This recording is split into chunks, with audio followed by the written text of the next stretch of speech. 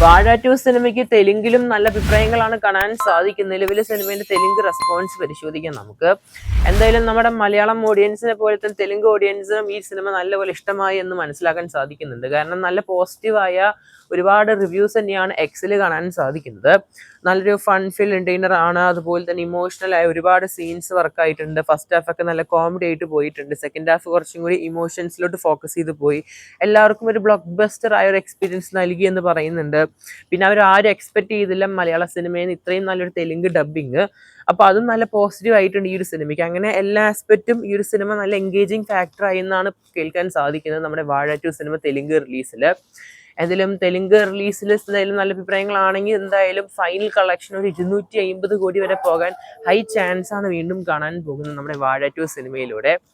എന്തായാലും cinema click ആവുകയാണെങ്കിൽ എന്തായാലും തെലുങ്ക് ബോക്സ് ഓഫീസ് ഒന്ന് തൂക്കാൻ ചാൻസ് ഉണ്ട്. കാരണം പിള്ളേരാണ് വരാൻ പോകുന്നത് നമ്മുടെ ഹാഷിർ ആൻഡ് ഗ്യാങ്.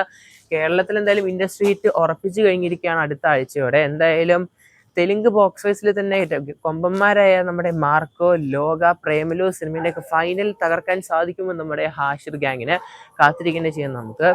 എന്തായാലും കാത്തിരിക്കേണ്ട ചെയ്യാം നമുക്ക്. പടത്തിന്റെ കൂടുതൽ കളക്ഷൻ അപ്ഡേറ്റിനൊക്കെ ആയിട്ട് ചാനൽ ചെക്കൗട്ട് ചെയ്യുക. ഏറ്റവും പുതിയ കളക്ഷൻ വീഡിയോ അപ്ഡേറ്റ് എന്തായാലും അപ്ലോഡ് ചെയ്തതാണ്.